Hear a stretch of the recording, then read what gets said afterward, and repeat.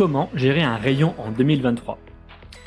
Voilà une question qui n'est pas si anodine dans un secteur en perpétuel mouvement et surtout en pleine transformation.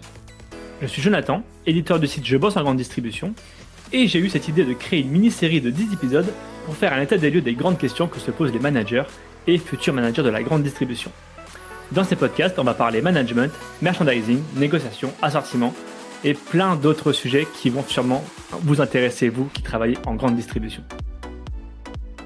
Quatrième question, Philippe. La grande distribution, ça reste un secteur difficile, même si, pour en avoir côtoyé d'autres, il y a des avantages et des inconvénients dans d'autres secteurs d'activité. Comment fait-on pour motiver ces équipes? Et je dirais même, comment on fait pour leur donner du sens? On voit depuis le Covid, les équipes ont beaucoup été touchées moralement, que ce soit des employés, des managers, même des directeurs. Comment on fait pour entretenir cette motivation au sein des équipes? Alors, pour moi, il y avait deux règles que je m'appliquais. C'est encore une fois la DPO, la direction par objectif. Le fait de donner de l'autonomie. Mais pour pouvoir donner de l'autonomie, il faut d'abord, au préalable, faire monter en compétence l'équipe, les collaborateurs. Les coacher, les accompagner, les former pour qu'ils puissent être autonomes et driver un objectif avec une vision qui leur est très personnelle. Et ça, cette autonomie, elle est extrêmement motivante, surtout pour les nouvelles générations. Donc, et là, on a également une limite.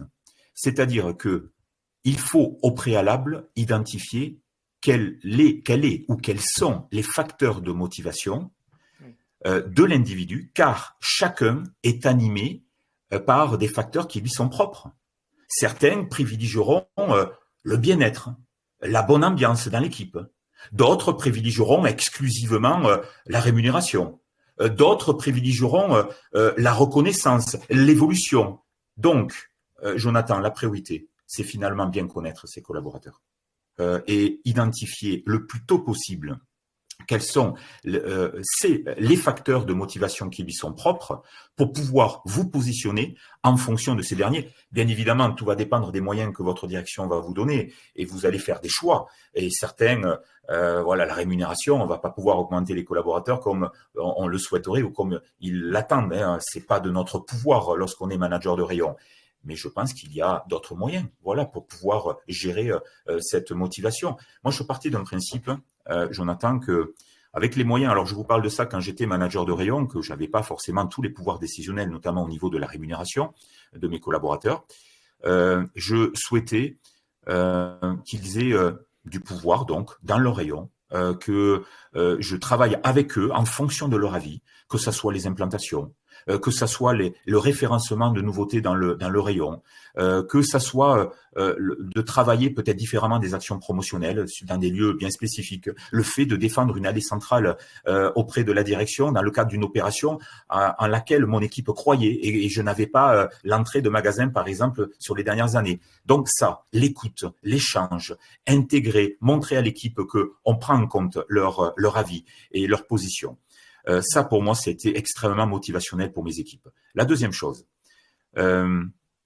lorsqu'on a un collaborateur qui joue le jeu, qui bosse, qui est présent quand vous avez besoin de lui ou d'elle, et lorsque ce dernier vous demande, parfois peut-être même hors limite, c'est-à-dire un week-end, il a quelque chose à faire sur un samedi, ou il a besoin de 2 jours, ou il a besoin de partir plus tôt pour aller récupérer exceptionnellement ses enfants parce qu'il y a une fête, bref, quel que soit l'élément.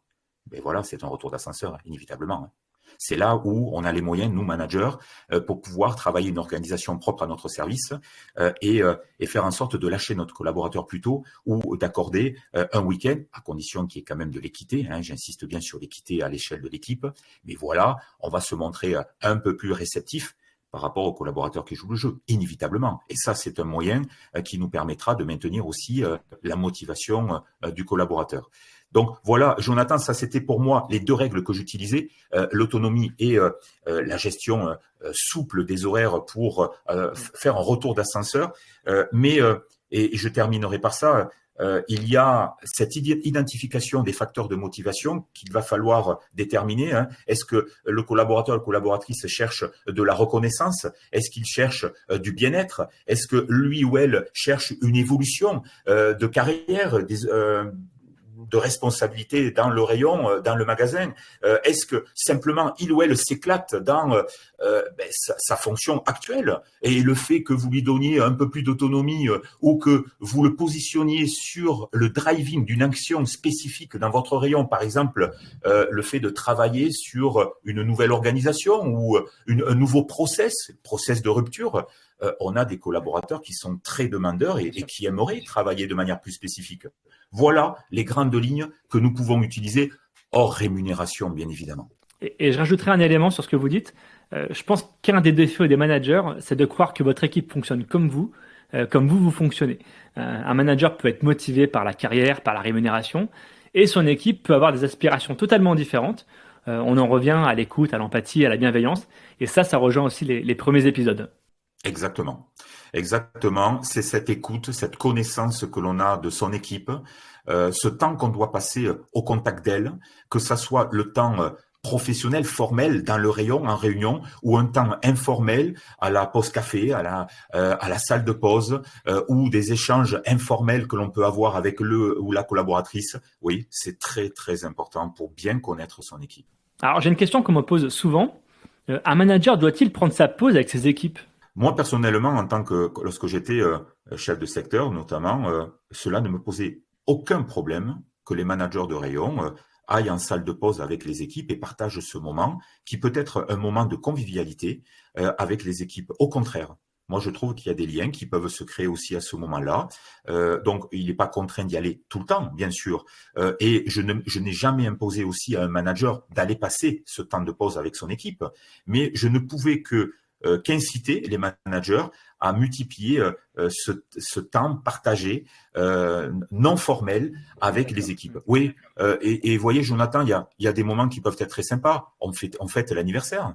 On amène un gâteau, on s'associe à l'anniversaire de un tel ou une telle, on fait la même chose pour le sien et on amène quelque chose à grignoter et on passe un petit moment dans le sourire, dans la convivialité, dans la bonne humeur.